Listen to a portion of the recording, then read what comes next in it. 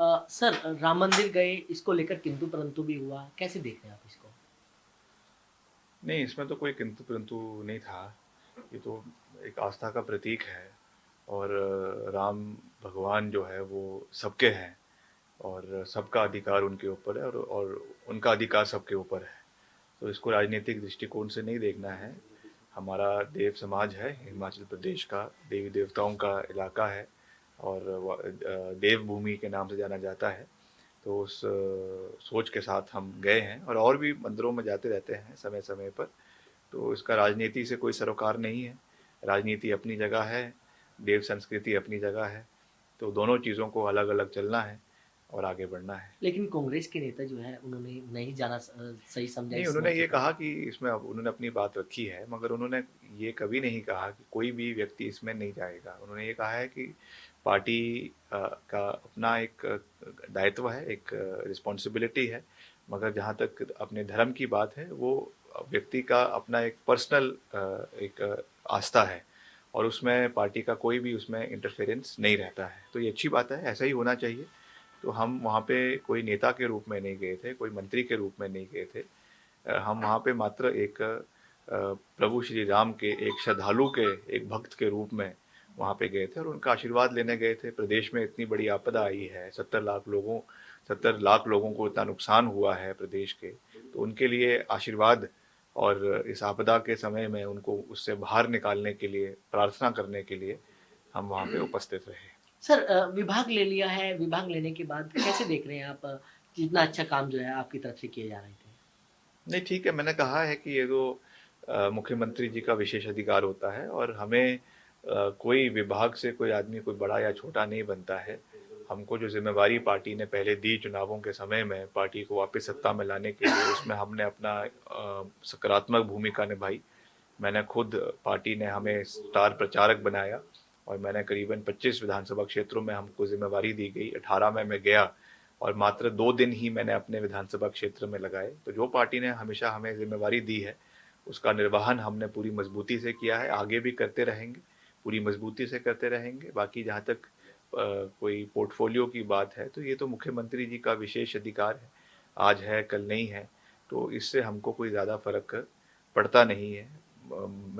महत्वपूर्ण ये है कि आपका लोगों के साथ, जनता के साथ कितना जो है वो सरोकार है और काम आपका अच्छा प्रदेश के लोगों को लगना चाहिए। तो उस पे हमारा ज़्यादा फोकस रहता है। उस दृष्टि से हम आगे बढ़ भी रहे हैं और जो भी पार्टी के आला कमान के, पार्टी के नेतृत्व के जो भी आदेश होंगे, फैसले होंगे, पार्टी को कैसे मजबूत करना है, क्या कार्य करने हैं, उस पे हम काम करते रहेंगे। लेकिन सर स्पोर्ट्स को लेकर अगर बात करें, किस तरीके का आपका जो है कार्यकाल रहा है?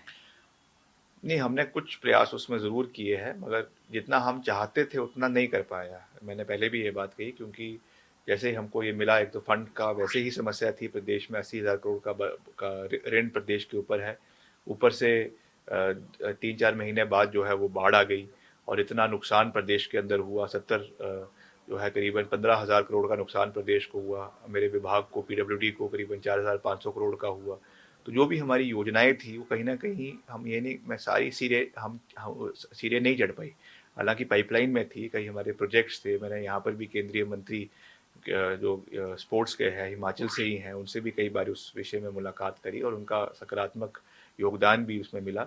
तो हमने उनको पाइपलाइन पे आगे पूरा करना था, मगर फिर भी मैंने कहा है कि जिसको भी, जिन नए मंत्री को इसकी जिम्मेवारी दी गई है, उनको हम अपना पूरा योगदान देंगे, समर्थन देंगे। जहाँ पर मुझे लगेगा कि कुछ ऐसे विषय थे जो हमसे छूट गए हैं, उसमें मैं उनसे बात करूँगा ताकि वो उसको आगे लेकर जाए और मिलकर एक टीम वर्क की तरह हम आगे बढ़ें।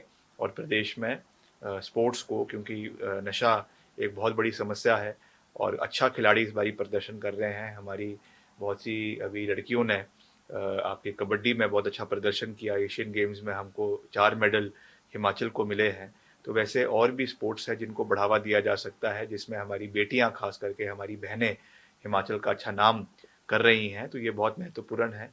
तो इस दृष्टि से इसको आगे ले जाना बहुत आवश्यक है और उसके लिए जो भी सहयोग मुझे मैं दे सकता हूँ, मंत्री को भी, सरकार को भी और युवाओं को भी, वो मैं जो मैं देता रहूँगा। लेकिन सर सड़क को लेकर कोई मंत्री से मुलाकात किसी कोई दिल्ली?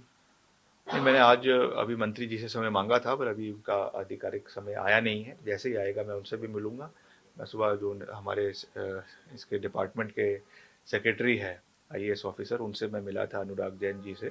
तो उनसे भी मैंने निवेदन किया है उसी विषयों पे कि जो कुछ हमारे सीआरएफ की सड़कें हैं, कुछ हमारे एनएच की सड़कें हैं, उनके मुरम्मत की बात है। तो उसके लिए सहयोग जो पहले भी हमने मांगा है, उस चीज़ को फिर से दोहराया है, क्योंकि अब हमारा वित्तीय वर्ष भी ये वाला जो 22-23 का है वो ख़त्म हो रहा है और 24-25 अब शुरू हो जाएगा।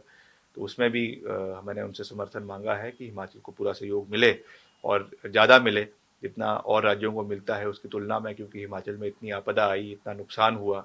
नितिन गडकरी जी भी हिमाचल भी आए थे, उन्होंने वहाँ पर भी कई घोषणाएं करी थी। अभी वो पैसा हिमाचल को मिलना अभी बाकी है। तो उसके लिए भी मैंने उनको याद दिलाया कि ये सारी घोषणाएं मंत्री जी जब वो आए थे उस समय की है, तो कृपया इसे पूरा करें। और जैसे ही मैं मंत्री जी से भी मिलूंगा, शायद आज या कल में, तो जैसे ही उनसे समय मिलेगा मैं उनसे मिलूंगा और इस विषय को प्राथमिकता पे मैं उनके समक्ष भी रखूंगा। Thank you.